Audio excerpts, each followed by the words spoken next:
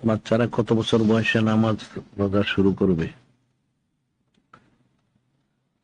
যত তাড়াতাড়ি পারে, 3-4-5 বছরে পারে তো ভালো, যত আগে করতে পারে তত ভালো। এখন ফরজ যখন হয় তখন তো ফরজ করতেই হবে, আগের থেকে করলে ভালো। সাধারণভাবে যখন হাদিসে বলেছে মুরু আওলাদকুম ওহুম আবনাউ সাবঈ সিনিনা, সন্তানকে আদেশ করো 7 বছর বয়সে নামাজ পড়ার জন্য। 7 বছর ফরজ হয় না, অদ্রিবুহুম আলাইহা ওহুম আবনাউ আশ-সিনিনা।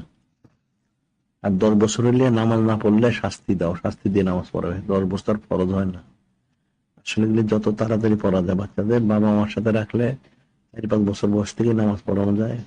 এরপরে যখন সে রোজা রাখতে পারবে, মনে হয় পারবে, তখন যদি 5-7 বছরও যদি হয় তাহলে রাখতে পারে, অসুবিধার কি আছে, যতটুকু পারে। ফরজ যখন তখন তো ফরজ করবে, ফরজের আগে যত করতে পারে তাহলে অভ্যাস হয়ে গেল।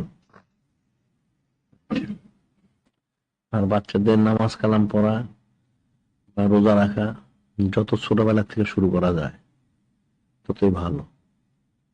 বাচ্চার ইচ্ছে ছোট, তার মার সাথে হোক তার বাবার সাথে হোক নামাজ কালাম পড়তে পারে, প্রথম উঠা বসা করলে আস্তে আস্তে শিখবে। আর যখন রোজা রাখার মনে করে রোজা রাখতে সে পারবে, তখন তার রোজা রাখানো উচিত। নামাজ পড়া তো কোনো সমস্যা না, উঠা বসা করবে। রোজাটা হয়তো সারাদিন রাখা বেশি অল্প বয়স হলে পারবে না, মোটামুটি যখন পারে তখন রোজা রাখা উচিত।